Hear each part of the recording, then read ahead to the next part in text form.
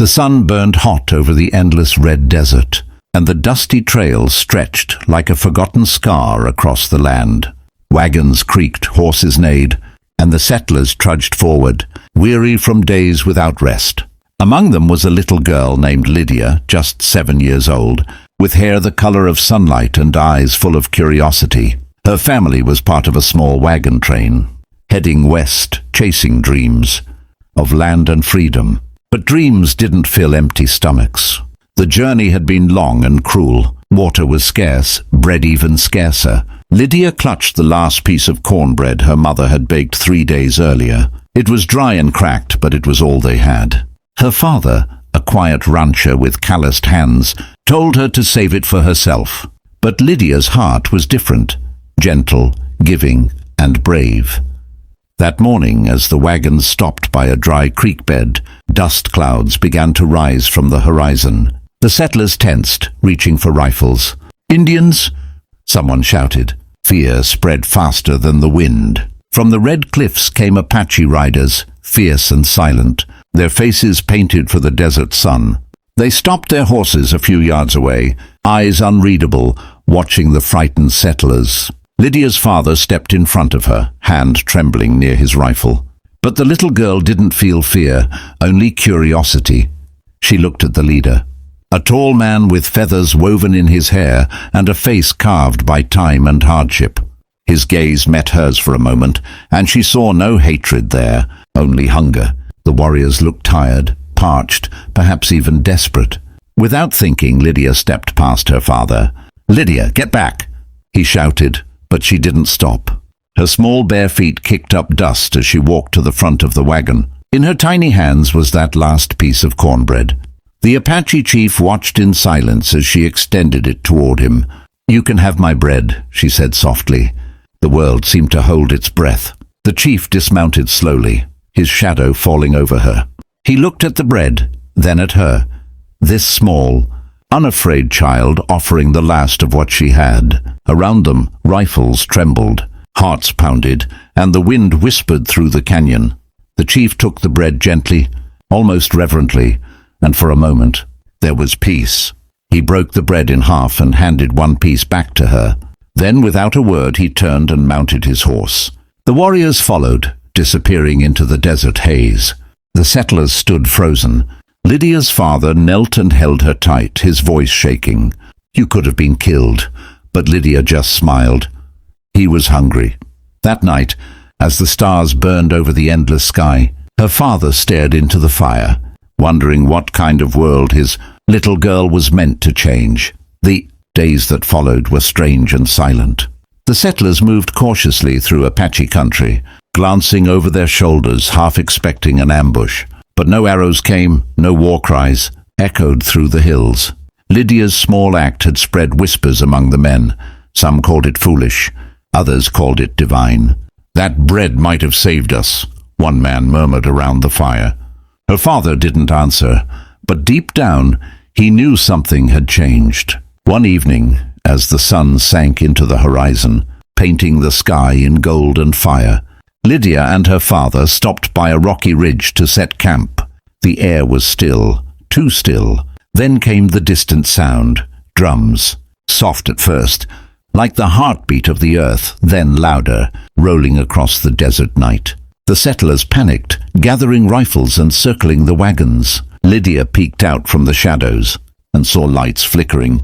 Across the plain, torches, dozens of them moving slowly closer. Her father's grip on the rifle tightened, his jaw clenched. "Stay behind me," he whispered. But as the riders drew near, Lydia stepped forward again, fearless as ever. "Lydia, no!" her mother cried. The torches stopped a few yards away. The same Apache chief dismounted and walked toward the wagons, his warriors waiting behind him. In his hand he carried something wrapped in deerskin. He stopped in front of Lydia's father and spoke in a low voice. "Your daughter's heart is pure." Then he knelt down before Lydia and unwrapped the deerskin bundle. Inside was food, fresh bread, smoked meat, dried fruit. "For her," he said. Lydia looked at the offering, then back at him, smiling shyly. The settlers watched in disbelief as the chief gestured to his men. One by one, the warriors brought supplies, water skins, grain sacks, even a few blankets. They laid them by the wagons, a silent act of respect and gratitude. Lydia's father lowered his rifle, eyes wide with awe. "Why are you doing this?" he asked. The chief looked at him steadily. "A tribe survives not by strength, but by heart," he said. "Your daughter gave when she had nothing. That is the way of true people." With that, the Apaches turned and vanished once more into the desert night, leaving the settlers with enough food and water to finish their journey. Lydia's mother wept as she hugged her daughter, and the men stared into the darkness where the warriors had gone, realizing that maybe, just maybe, the land they feared wasn't as cruel as they thought. That night, the drums faded into silence. But Lydia's father knew they hadn't just heard music. They'd heard history being rewritten. 15 years passed. The West changed. Towns rose where wilderness once stood. Fences cut through open plains. And the stories of the frontier began to fade into legend. Lydia was no longer a little girl. She'd grown into a young woman, strong and graceful, her eyes still full of that same unshakable kindness. Her father's ranch sat on the edge of Apache territory, land that had once been feared, now respected.